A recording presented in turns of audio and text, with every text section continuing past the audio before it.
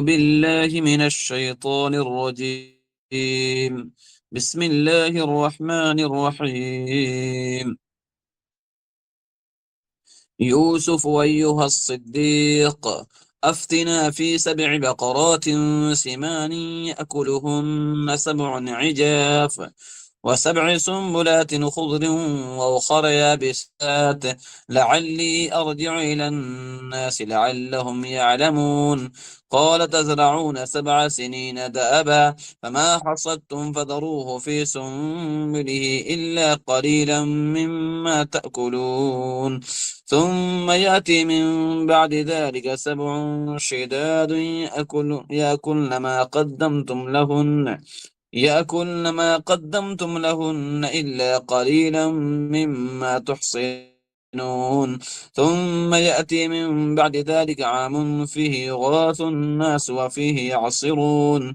وقال الملك ائتوني به فلما جاءه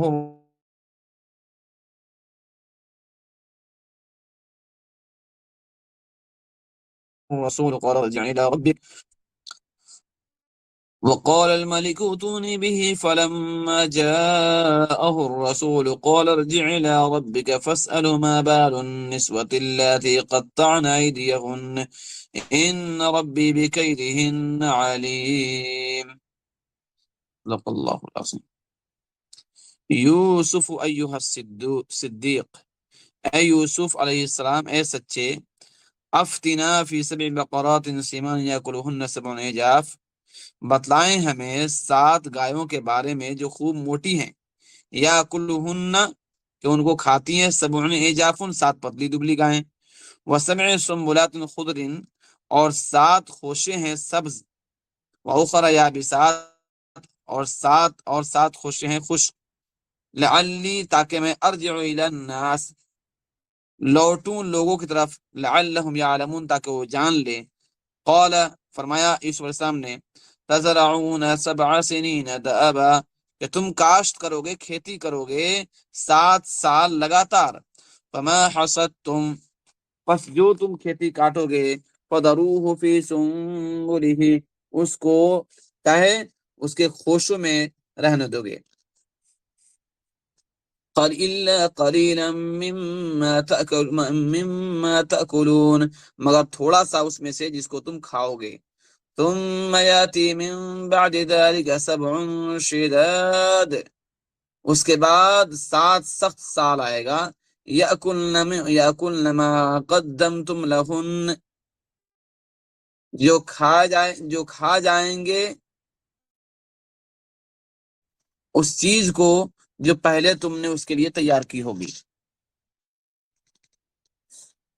إلا قليلا مما تحصنون مگر بہت کم جس کی تم حفاظت کرو گے، ثم يأتي من بعد ذلك پھر آئے گا اس کے بعد ایک ایسا سال، ایک ایسا سال، فیہ یغاث الناس جس میں بارش برسائی جائے گی لوگوں پر، وفیہ یعصرون اور اس میں لوگ رس نکالیں گے پھلوں کا، وقال الملک اتونی به فلما جاءه الرسول بادشاہ نے کہا لے کر آؤ اس کو میرے پاس، پس جب آیا یوسف علیہ السلام کے پاس قاصد، فلما جاءه الرسول پس جب یوسف علیہ السلام کا قاصد آیا،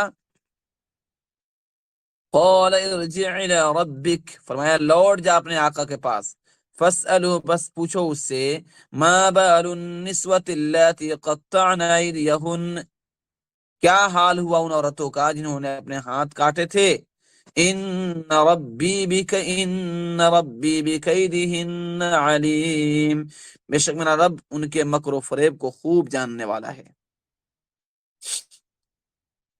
پچھلے سبق میں ہم لوگ پڑھ چکے تھے کہ بادشاہ نے خواب دیکھا تھا کہ 7 موٹی گائے ہیں اور 7 پتلی دبلی گائے ہیں جو موٹی گائے کو کھا رہی ہیں، 7 سرسبز خوشے ہیں اور 7 خشک خوشے ہیں۔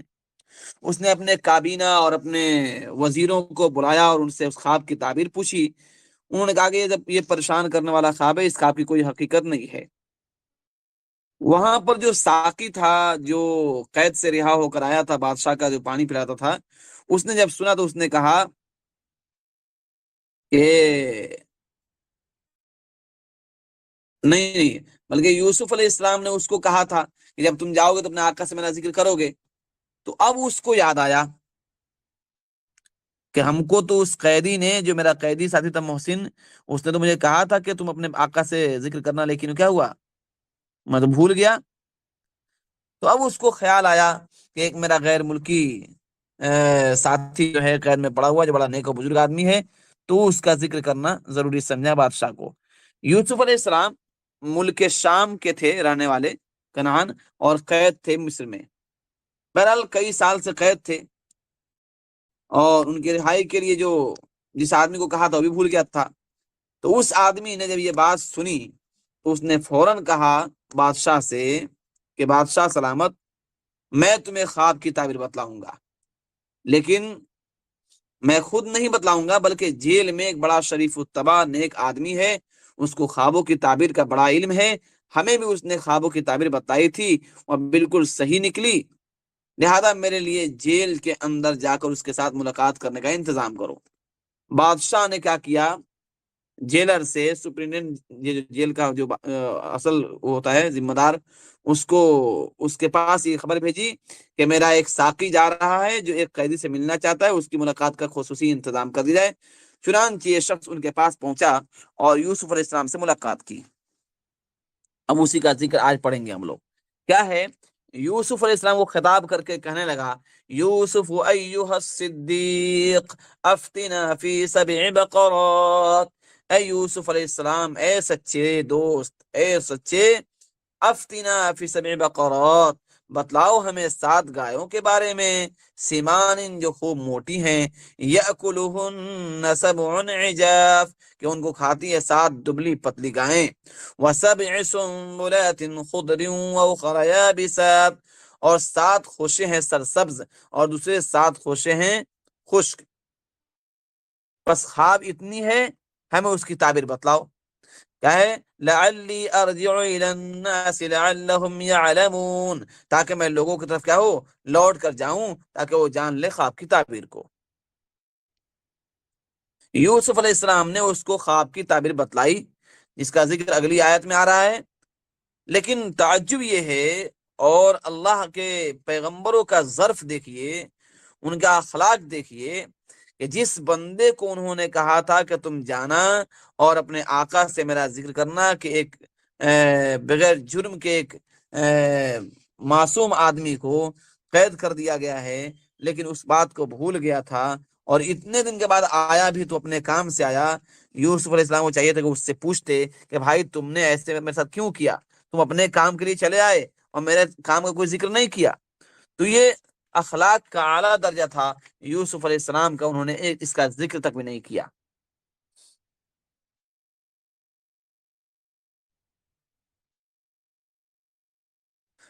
تو یوسف علیہ السلام نے فوراً اس کی تعبیر بتلائی، اور صرف تعبیر ہی نہیں بتلائی بلکہ تعبیر کے بعد اس کے انتظام کرنے کا تدبیر بھی بتا دیا. آپ نے اس کا پورا سسٹم بتا دیا، کیسے کیا کرو گے تو کیسے اس سے بچ سکتے ہو. فرمایا یوسف علیہ السلام نے، تزرعون 7 سنین دأبا، کاشت کرو گے تم 7 سال لگاتار. یعنی وہ جو 7 موٹی گائے ہیں، ان سے مراد ہے کہ تم 7 سال کیا کرو، کاشت کرو، خوب کھیتی کرو گے، ان میں خوب پیداوار ہوگی. اور جو سبز خوشے دیکھے ہیں، اس سے پیداوار تو اشارہ ہے، اور موٹی گایوں سے پیداوار والے سال مراد ہیں. یعنی خوب فصلیں ہوں گی، خوب غلے ہوں گے. اور بعد میں پھر کیا کیا، اس کا تدبیر بتایا، اس کا سسٹم کیسے رکھو گے تم.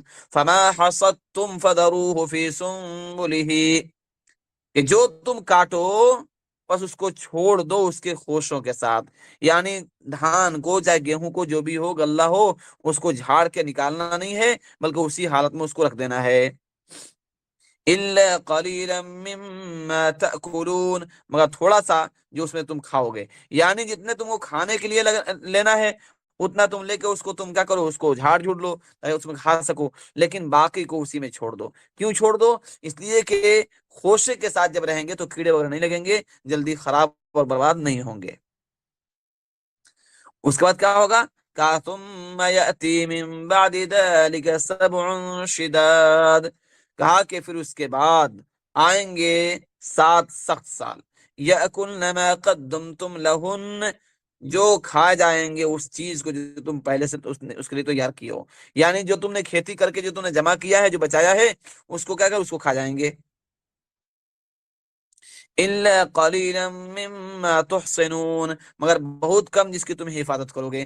چنانچہ خدا کی قدرت کے 7 سال ایسے آئے کہ مصر کے علاقوں میں بارش ہوئی، نہ شام کے علاقہ میں، بڑے پریشان تھے، اور مصر والوں نے چونکہ پیداوار اور ذخیرہ کر کے رکھی ہوئی تھی، لوگوں کو دور دراز تک اطلاع پہنچی کہ مصر کا بادشاہ پیسوں کے ساتھ کیا ہے اناج دیتا ہے، ایک آدمی کو ایک اونٹ کا بوجھ دیتا ہے تاکہ لوگ قحط سالی سے بچ جائیں۔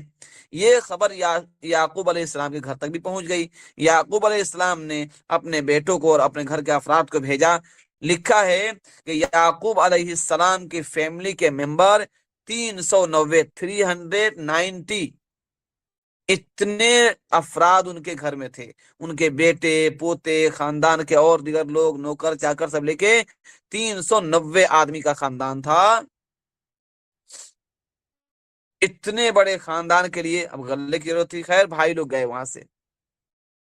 اب وہی بھائی جن بھائیوں نے یوسف علیہ السلام کو اپنے باپ سے جدا کرنے کے لیے ساری تدبیر چلی، اور پھر ان کو ایک ناچار ایک ویرانے کنویں میں لے جا کر ان کو پھینک دیا تھا، اور یہ سمجھ بیٹھے تھے کہ یہ تو ختم ہو گیا، اب غلامی کی زندگی گزارے گا، جیے گا بھی تو، اب مر گیا تو مر ہی گیا، یہ سوچ کر وہ چھوڑ دیے تھے۔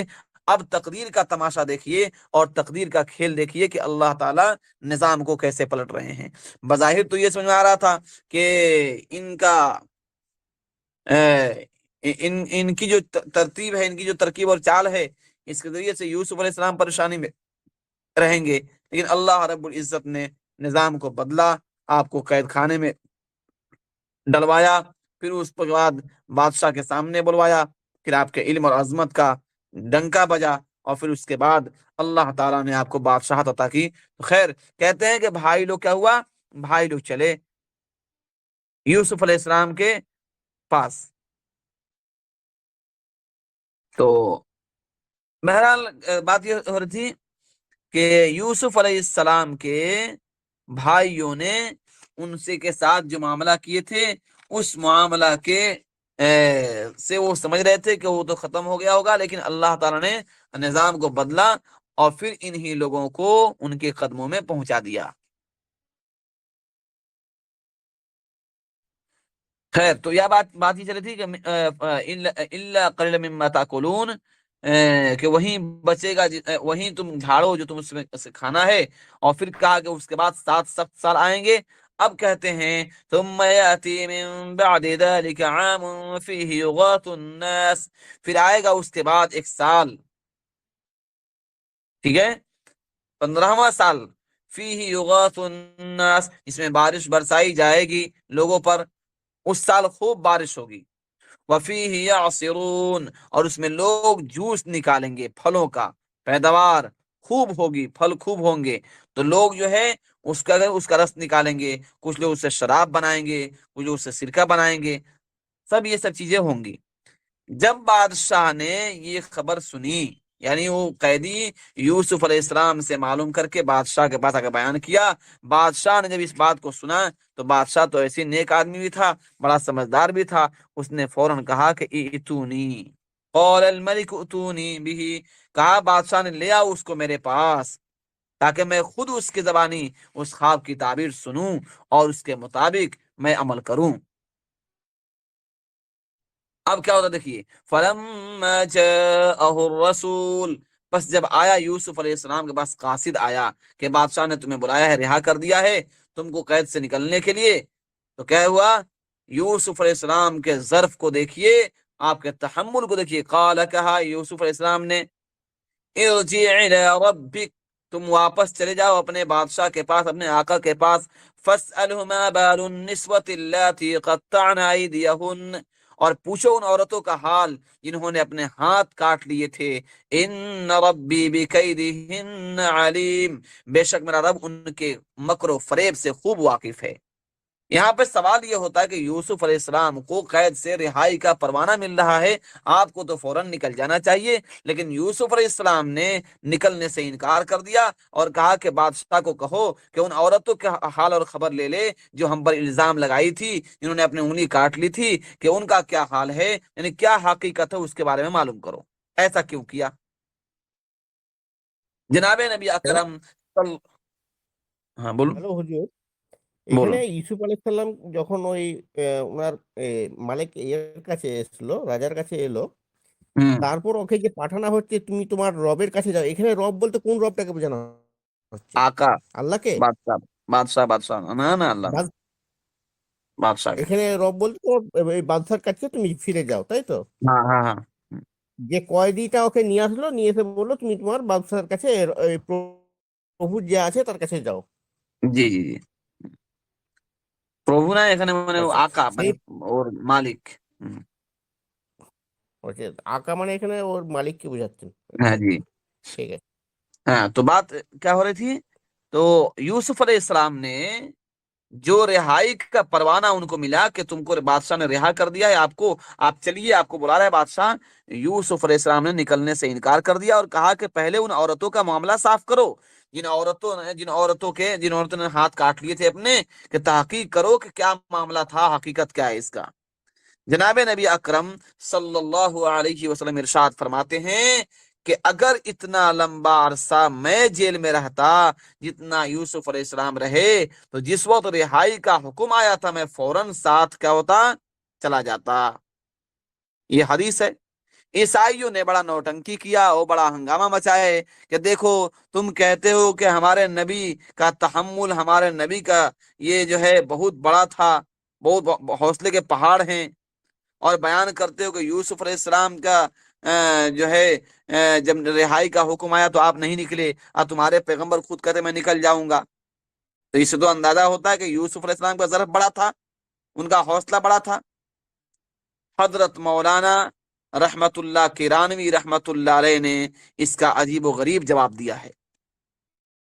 फरमाते हैं कि हजरत यूसुफ अलैहिस्सलाम ने जेल में दीन की तबलीग की, फरमाया उसको महफूज रखो। हजरत यूसुफ अलैहिस्सलाम को अपनी सफाई की फिक्र थी कि मैं बाहर जाकर तबलीग करूंगा तो लोग कहेंगे अच्छा कल तो कैदी था, आज आज वाइज और मुकर्रिर बन गया। लोग बोलते ना, 100 चूहा खा के बिल्ली चली हज को, तो इस तरह लोग बोलना शुरू कर देंगे। लिहाजा उनको सफाई की जरूरत थी, क्योंकि जो पेशवा होते हैं, जो रहबर होते हैं, और जिनको कौम के सामने जाकर अल्लाह की दीन को पहुंचाना है, उनके बारे में जो अगर कोई खदशात हो या कोई गलत बात प्रचलित हो गई हो, तो उसको चाहिए कि उसको क्लियर कर दे ताकि लोग उंगली न उठाएं। तो यूसुफ अलैहिस्सलाम को इसकी फिक्र थी कि मेरी जात की सफाई हो जाए ताकि लोगों को मेरे बारे में कोई बदगुमानी न रहे। ठीक है, लेकिन हमारे आका जनाब नबी अकरम सल्लल्लाहु अलैहि वसल्लम ने अपने आप को फरमाया कि मैं अगर होता तो फौरन निकल जाता, क्योंकि आप अलैहिस्सलाम को अपनी जात की कोई फिक्र न थी, आपको फिक्र थी उम्मत की, कि मैं फौरन निकलता और उम्मत को दावत पहुंचाता, क्योंकि मैं बहुत दिन तक कैद में रहा, पता नहीं लोगों का क्या हाल है, मैं चल के लोगों को क्या करूं, उनको दीन की दावत दूं। बहरहाल यूसुफ अलैहिस्सलाम ने लोगों के सामने जाकर अपने आप को जाने से पहले अपने आप के मामले को साफ करना चाहा, और किसी क्या बोलते उसको और इसलिए करना चाहा ताकि लोगों के सामने कोई शुबहा और कोई चीज बाकी न रहे जिसकी वजह से लोगों को बदगुमानी न हो, इसलिए यूसुफ अलैहिस्सलाम ने ऐसा किया। बहरहाल, और ये तरीका भी है कि जब किसी पेशवा और किसी रहबर के साथ कोई ऐसा मामला पेश आ जाए तो उसको हत्तल इम्कान चाहिए कि मामला को क्लियर कर दे। चुनांचे एक हदीस में आता है कि जनाब नबी अकरम सल्लल्लाहु अलैहि वसल्लम मस्जिद नबवी शरीफ में एतकाफ में बैठे थे, और इशा की नमाज आप अलैहिस्सलाम उस वक्त पढ़ते थे जब तीसरी रात का चांद गुरूब होता था। इशा की नमाज पढ़ाने के बाद آپ دوسرے معتفقین کے ساتھ مسجد میں تشریف فرما تھے۔ بخاری شریف میں روایت ہے کہ ازواج مطہرات رضی اللہ تعالی عنہن کو آپ علیہ السلام کے ساتھ کوئی کام تھا، ان میں سے 2 یا 3 یا 4 آپ کے پاس آئی اور کافی دیر تک آپ کے پاس بیٹھی رہیں، پھر باقی تو چلی گئی، لیکن حضرت صفیہ رضی اللہ عنہا بعد میں بھی کافی دیر تک بیٹھی رہیں، اور رات ایسی تھی کہ نہ پوری چاندنی تھی نہ پورا اندھیرا تھا۔ آپ علیہ السلام نے فرمایا، صفیہ میں دروازے کے پاس کھڑا ہوتا ہوں اور تم اپنے کمرے میں چلی جاؤ۔ ازواج مطہرات کے جو کمرے تھے، حجرے تھے، وہ مسجد نبوی کے ساتھ لائن میں بنائے گئے تھے، تو ان حجروں کے نام پر سورہ حجرات ہے، جو 26 پارے میں سورہ حجرات ہے، انہی حجروں کے نام پر ہے۔ بہرحال پہلا حجرہ تھا حضرت عائشہ رضی اللہ عنہا کا، دوسرا حضرت حفصہ رضی اللہ عنہا کا، اور تیسرا ام سلمہ رضی اللہ عنہا کا۔ اسی طرح باقی جو ہے نمبر وار تھے، ٹھیک ہے۔ تو آپ علیہ السلام نے فرمایا کہ میں یہاں کھڑا ہوتا ہوں، تم میری نگرانی میں اپنے حجرے میں چلی جاؤ۔ اتفاق کی بات ہے کہ 2 صحابی اسید ابن حضیر اور عبادہ ابن بشر رضی اللہ عنہما کہیں سے آ رہے تھے، یعنی انہوں نے کہیں دیکھا کہ ایک آدمی مسجد میں کھڑا ہے اور بیوی جا رہی ہے۔ آپ علیہ السلام نے ان کو آواز دی، من انتما، تم کون ہو؟ کہنے لگے عبادہ ابن بشر، اسید ابن حضیر۔ آپ نے فرمایا کہ تم نے یہ بیوی گزرتے ہوئے دیکھی ہے؟ کہنے لگے ہاں۔ آپ نے کہا، آپ نے یہ میری بیوی صفیہ تھی، میری بیوی یہ صفیہ تھی۔ کہنے لگے سبحان اللہ، اللہ تعالیٰ کی ذات پاک ہے، حضرت یہ کیا، ہمارے تصور میں بھی ایسی کوئی بات نہیں آ سکتی تھی۔ فرمایا کہ بے شک تمہارے ذہن صاف ہوں گے، مگر پوزیشن واضح کرنا میرا بھی فرض ہے۔ کیوں؟ ان الشیطان یجری من الانسان مجرى الدم، کہ جہاں تک بدن میں خون گردش کرتا ہے وہاں تک شیطان کا اثر ہوتا ہے۔ میں نے خیال کیا کہ کہیں شیطان تمہارے دلوں میں وسوسہ ڈال دے کہ کون بیوی تھی، کیا قصہ تھا، اس لیے میں نے تمہارے وہم کو دور کرنے کے لیے بتا دیا کہ یہ میری بیوی صفیہ تھی۔ یہ جو بدگمانیاں ہوتی ہے یہ بہت بری چیز ہے۔ امام بخاری رحمۃ اللہ علیہ نے اس حدیث کو جب نقل کیا تو اس کا ایک باب قائم کیا۔ باب کا عنوان تھا کہ اگر کسی بات یا کسی عمل سے کسی کو کوئی بدگمانی ہوتی ہے، امکان ہو تو اس کا فریضہ ہے کہ وہ بدگمانی کو دور کر دے۔ تو اللہ کے نبی صلی اللہ علیہ وسلم نے کہا کہ بھائی میرا مطلب یہ ہے کہ میں تمہارے ذہن سے اس بات کو کیا کرتا ہوں، یعنی صاف کرنا چاہتا ہوں۔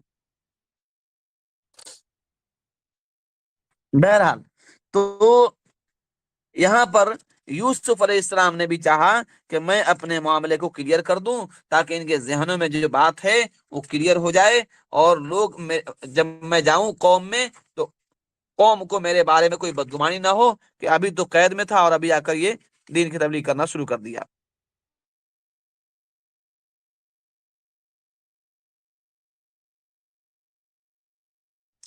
اس کا ہے جی، اس کے بعد ہے وقال الملك ائتوني به فلما جاءه الرسول قال ارجع الى ربك فاسأله ما بال النسوة اللاتي قطعن ايديهن ان ربي بكيدهن عليم۔ کہا کہ جاؤ بادشاہ کے پاس لوٹ جاؤ۔ بادشاہ نے کہا لے کے آؤ اس کو۔ کہا جب وہ آیا قاصد تو کہا کہ نہیں، جاؤ تم بادشاہ کو بول دو کہ ان عورتوں کے بارے میں تحقیق کر لے جنہوں نے اپنے ہاتھ کاٹ لیے تھے۔ ان ربی بکیدہن علیم، ہمارا رب تو ان کے مکر و فریب کے بارے میں پہلے سے واقف ہے، تحقیق ہو جائے تاکہ معاملہ صاف ہو جائے۔ چنانچہ بادشاہ نے تحقیق کرنی شروع کی، اور تحقیق کیا تو معلوم چلا کہ ان عورتوں نے اقرار کیا کہ اس آدمی کے اندر، ان کے اندر ہم نے کوئی برائی نہیں دیکھی، یہ تو بالکل اللہ کے نیک بندے ہیں، اصل میں غلط تو ہم ہی تھے اور ہم ہی سے غلطی ہوئی ہے۔ اور اس طرح سے یوسف علیہ السلام کا معاملہ کلیئر ہوا. وہ آگے قرآن کریم میں آ رہا ہے قال ما خطبکن اذ راوتن یوسف، کہ بادشاہ نے ان سے پوچھا اور پوچھ کر پوری تحقیق کی، ان عورتوں نے اقرار کیا اپنے جرم کا اور یوسف علیہ السلام کی صفائی پیش کی. انشاءاللہ اگلے دن اس سبق کو پڑھا جائے گا. ٹھیک ہے.